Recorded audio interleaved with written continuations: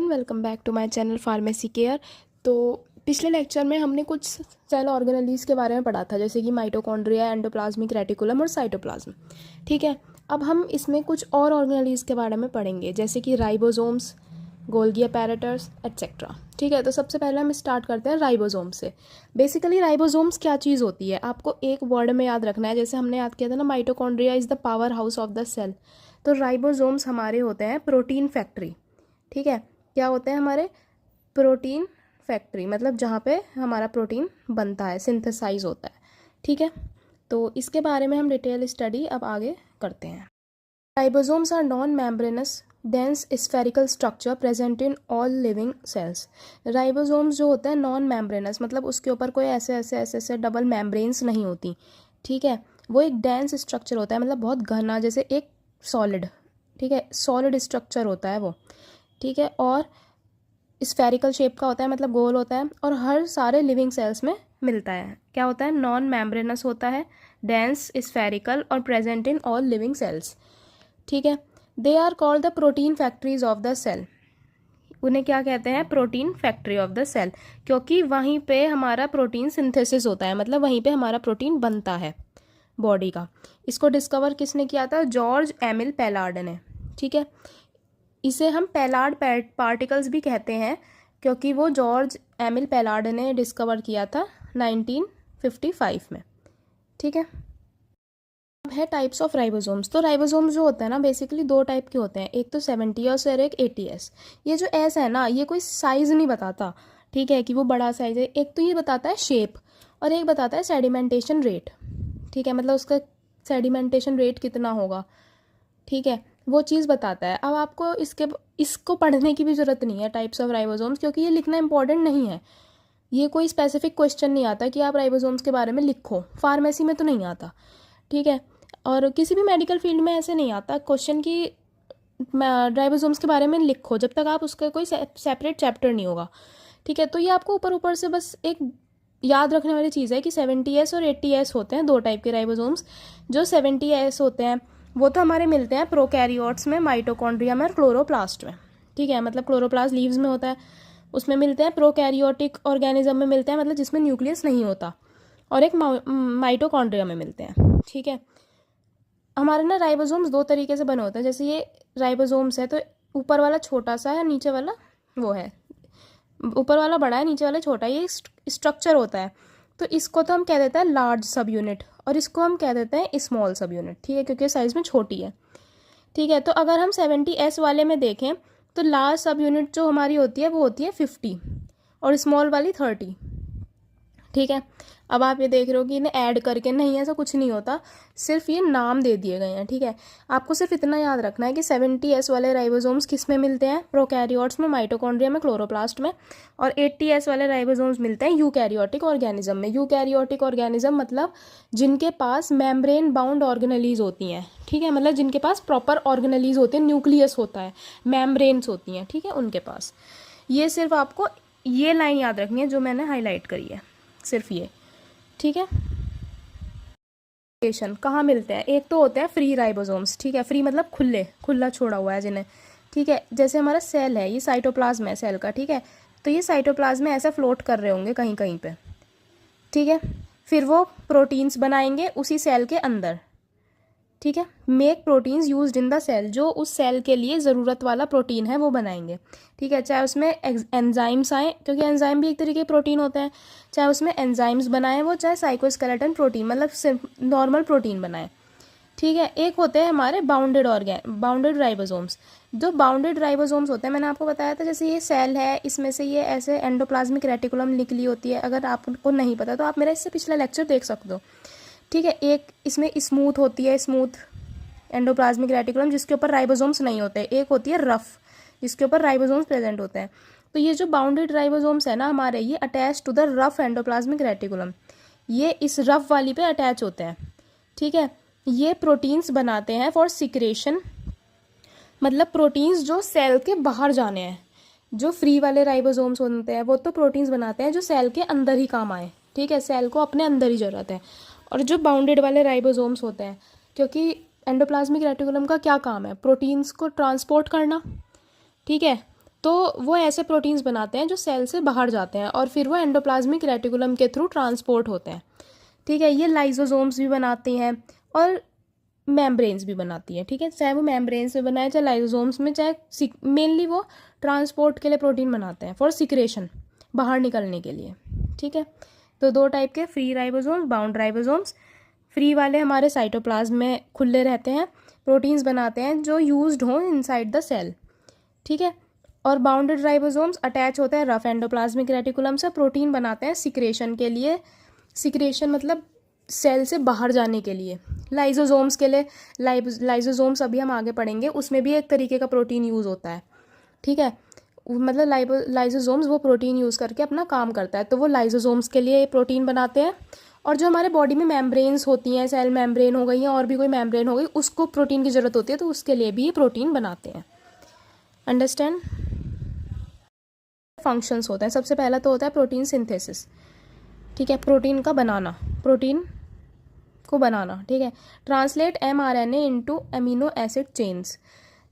ये ज़रूरत नहीं है याद करने की, इसमें ये वाला सीन है कि प्रोटीन सिंथेसिस जो होता है ना, मतलब mRNA हमारे पास बहुत सारे RNA होता है ना, जैसे कि mRNA, rRNA और tRNA ट्रांसपोर्ट वाला होता है, राइबोसोमल होता है, मैसेंजर होता है। तो ये है हमारा मैसेंजर RNA। हमारे बॉडी में जिस भी तरीके का मैसेज आता है कि हमारी बॉडी को इस तरीके की प्रोटीन की ज़रूरत है, ठीक है, तो वो जब हमारे पास मैसेज आएगा तो वो ये जो राइबोसोम्स है क्या करेगा, उसी तरीके का प्रोटीन बनाएगा। ठीक है, नेक्स्ट है polyribosome formation. Multiple ribosome attach to single mRNA to make many protein copies. अब एक तो चीज़ हो गई प्रोटीन सिंथेसिस, जो हमारे पास मैसेज आया उसको हमने ट्रांसलेट करके उसके जैसा प्रोटीन बना दिया। ठीक है, दूसरी क्या चीज़ है, बहुत सारे राइबोसोम्स एक ही मैसेंजर आरएनए पे अटैच हो, जब एक प्रोटीन की बहुत सारी कॉपीज़ बननी हो।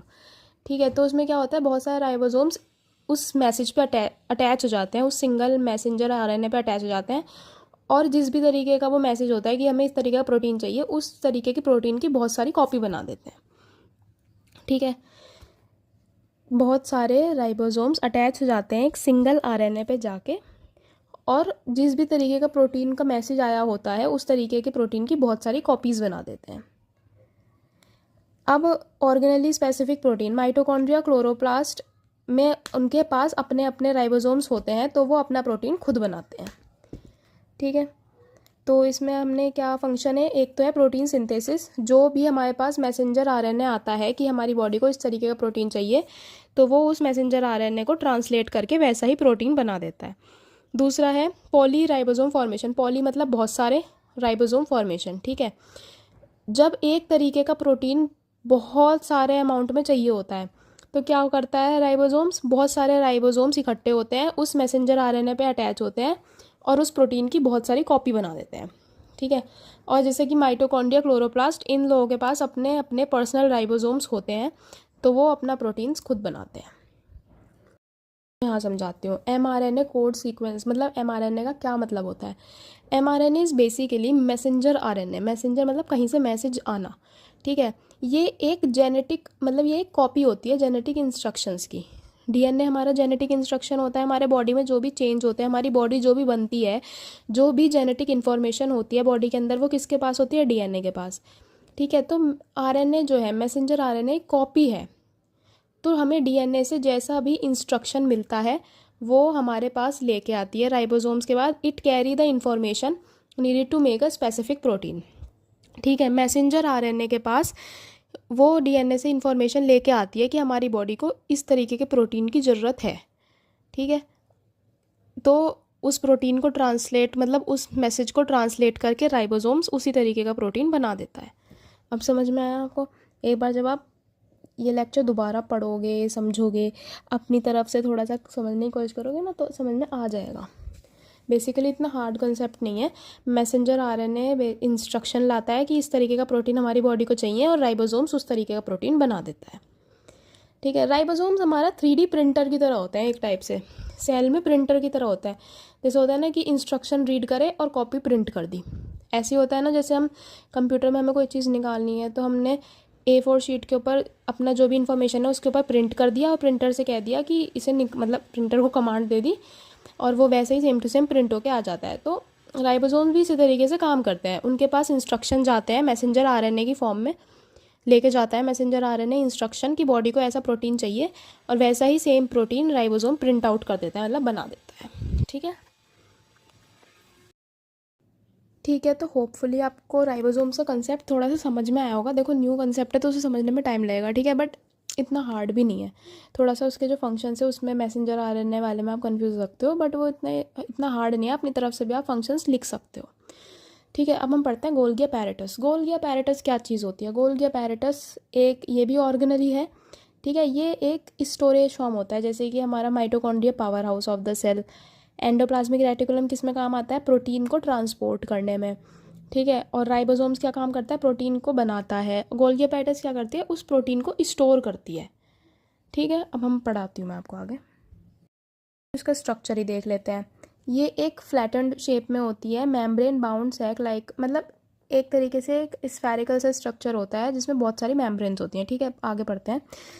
सिस्टर्ने क्या चीज़ थी? अभी इससे पिछले लेक्चर में पढ़ाया था, जब ऐसे इनफोल्डिंग्स हो जाती हैं। ठीक है, इस चीज़ को कहते हैं cisternae, flattened membrane sac.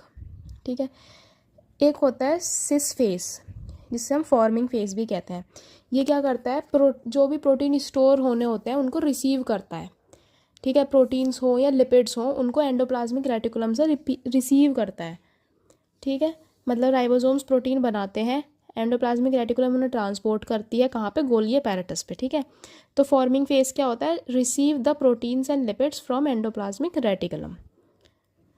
Then maturing phase, वो क्या करता है? अगर किसी प्रोटीन्स में या लिपिड में मॉडिफिकेशन की ज़रूरत है, मतलब उसमें कुछ चेंजेस लाने हैं, उसमें कुछ चेंज करना है, अब गोल्गी अपैरेटस में तो रहेंगे नहीं, बॉडी पे जहाँ पे भी जो टारगेट साइट है, मतलब जहाँ पे भी उन प्रोटीन्स की ज़रूरत है, वहाँ तक पहुँचने के लिए अगर उसमें कुछ चेंज करना है, उसमें कुछ मॉडिफिकेशन लानी है, ठीक है, तो वो कहाँ पे होती है? ट्रांस फेस में, मतलब मैच्योरिंग फेस में।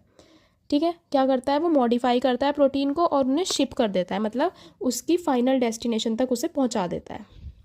देन वेसाइकल्स क्या होता है? वो छोटे छोटे कैरियर्स होते हैं, ठीक है, जो लेके जाते हैं प्रोटीन्स को उसकी टारगेट साइट तक। अब मैं आपको एक डायग्राम के थ्रू समझाती हूँ। ये फ्लैटेंड स्ट्रक्चर है हमारा, बहुत सारी मेम्ब्रेन। ठीक है, इन्हें क्या कहते हैं? सिस्टर्ने, यही बताया था मैंने। ठीक है, अब ये क्या चीज़ हो जाती है? ये होती है इसमें इनकमिंग ट्रांसपोर्ट वेसाइकल, या जिन्हें हम कहते हैं सिस फेस। ठीक है, या फॉर्मिंग फेस। इनकमिंग मतलब आना। ठीक है, यहाँ पे क्या होता है? यहाँ पे हमारा जो एंडोप्लाज्मिक रेटिकुलम से प्रोटीन है वो आता है गोल्गी अपैरेटस के अंदर। ठीक है, ये होता है लास्ट वाला हमारा ट्रांस फेज। ठीक है, यहाँ पे क्या होता है? जो प्रोटीन आया हुआ है, ठीक है, उसमें अगर कोई मॉडिफिकेशन, मतलब कुछ चेंज करना है उसकी टारगेट साइट तक पहुंचाने के लिए, मतलब उसमें कोई चेंजेस करने हैं, मॉडिफिकेशन करने हैं, तो वो यहाँ पे होते हैं और उन्हें शिप कर दिया जाता है फाइनल डेस्टिनेशन तक। ठीक है, ये है आउटगोइंग ट्रांसपोर्ट वेसाइकल। ये जो छोटे छोटे से है ना, यही उस प्रोटीन को, जब वो प्रोटीन मॉडिफाई हो गया, उसमें जो चेंज करने थे वो कर दिए, उसके बाद ये वाले जो वेसाइकल्स होते हैं ये प्रोटीन्स को लेते हैं और उसकी टारगेट साइट तक लेके जाते हैं, मतलब जहाँ पे भी नीडेड है, जहाँ पे भी बॉडी में ज़रूरत है वो उसको फिर लेके जाते हैं। ठीक है, तो ये चीज़ होती है। एक तो सिस्टर्ने, सिस फेस मतलब फॉर्मिंग फेज जहाँ पे प्रोटीन आता है, मैच्योरिंग फेज जहाँ पे वो मैच्योर होता है, मॉडिफाई होता है, और ये वेसाइकल्स जो फिर उन्हें अपने मेन टारगेट साइट तक लेके जाते हैं बॉडी में जहाँ पे भी ज़रूरत है। इसका क्या क्या काम है? सबसे पहला तो है प्रोटीन मॉडिफिकेशन, जो मैंने बताया था। ठीक है, प्रोटीन को मॉडिफाई करना, मतलब उसमें कोई चेंज करना। अब कैसे कैसे चेंज हो सकता है? या तो उसमें कोई शुगर ऐड करनी हो, ठीक है, या सिंपल प्रोटीन्स को हमें किसी और प्रोटीन में कन्वर्ट करना हो, मतलब ग्लाइकोप्रोटीन, मतलब वही उसमें शुगर ऐड करके, ग्लाइको मतलब ग्लूकोज, प्रोटीन मतलब प्रोटीन। ठीक है, प्रोटीन में ग्लूकोज ऐड करके, या लिपोप्रोटीन, उस प्रोटीन में लिपिड्स ऐड करके। ठीक है, जो भी उसमें मॉडिफिकेशन की ज़रूरत होती है। सेकेंड है प्रोटीन एंड लिपिड सॉर्टिंग। ये क्या करता है? प्रोटीन्स को लाइसोसोम्स तक पहुंचाता है। मैंने बताया था कि राइबोसोम्स हमारे वो प्रोटीन्स भी बनाते हैं जो लाइसोसोम्स को ज़रूरत होता है, जिन्हें हम हाइड्रोलाइटिक एंजाइम्स कहते हैं। ठीक है, आगे पढ़ेंगे अभी इस बारे में राइबोसोम्स क्या बनाते हैं, वो वाले प्रोटीन्स भी बनाते हैं जो प्रोटीन्स हमारे लाइसोसोम्स तक जाते हैं, ठीक है। तो ये क्या करता है, ये प्रोटीन्स को लाइसोसोम्स तक लेके जाता है, प्लाज्मा मेम्ब्रेन तक लेके जाता है, और जहाँ पे भी ज़रूरत होती है आउटसाइड द सेल वहाँ तक लेके जाता है, ठीक है। अब है third point, packaging and secretion. ये क्या करता है, इसमें वेसाइकल्स होते हैं, ठीक है। सिक्रेटरी वेसाइकल्स मतलब वो जो मैंने लास्ट में वेसाइकल्स दिखाए थे ना, छोटे छोटे से, जो प्रोटीन को टारगेट साइट तक लेके जाते हैं, ठीक है। तो ये क्या करता है, वेसाइकल्स जो होता है वहाँ पे प्रोटीन पैक करता है वो, और उन्हें सिक्रीट करता है, सिक्रेशन कर देता है हार्मोन्स की, एंजाइम्स की, प्रोटीन्स की, जहाँ पे भी ज़रूरत होती है, ठीक है। फोर्थ है लाइसोसोम्स फॉर्मेशन। यहाँ पे प्राइमरी लाइसोसोम्स भी बनते हैं बाय पैकेजिंग हाइड्रोलाइटिक एंजाइम्स। वही ये हाइड्रोलाइटिक एंजाइम्स होते हैं हमारे कुछ जो बनाए जाते हैं, ठीक है।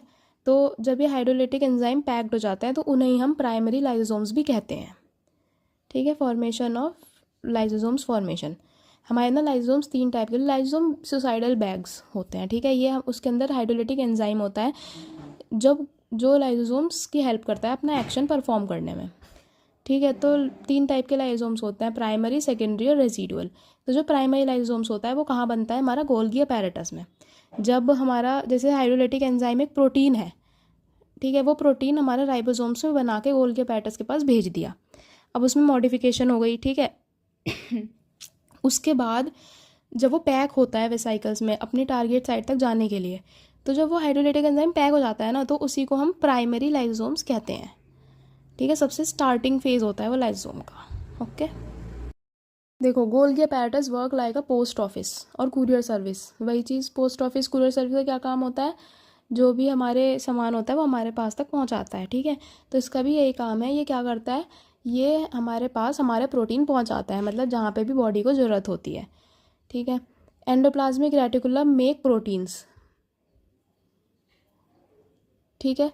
गोल्गी अपैरेटस, क्योंकि एंडोप्लाज्मिक रेटिकुलम के ऊपर ही राइबोसोम्स होते हैं, तो एक तरीके से वही बात है कि एंडोप्लाज्मिक रेटिकुलम या राइबोसोम्स क्या करता है, प्रोटीन्स बनाता है। उसके बाद जो गोल्गी होता है वो उसे मॉडिफाई करता है, उसको प्रॉपर्ली लेबल करता है कि ये कहाँ पे जाने हैं बॉडी में, ब्रेन में ज़रूरत है, स्टमक में ज़रूरत है, जहाँ पे भी ज़रूरत है उसको लेबल करता है और फिर उसे पैक कर देता है।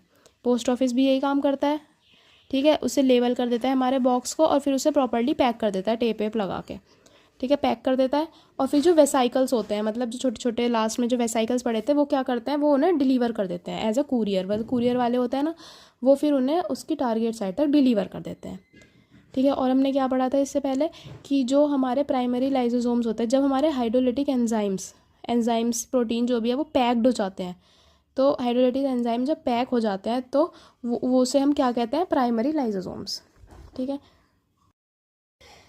सो देखो, होपफुली मुझे लगता है कि आपको लेक्चर समझ में आ गया होगा। इसमें मैंने आपको राइबोसोम्स और गोल्गी अपैरेटस के बारे में पढ़ाया, इतना कुछ हार्ड नहीं है। मैंने आपको जो फंक्शंस है ना वो भी डिटेल में इसलिए लिख दिए क्योंकि जिससे आपको समझ में आ जाए, ठीक है। आप इसे अपनी तरफ से भी बना के लिख सकते हो अगर आपको समझ में आ रहा है तो।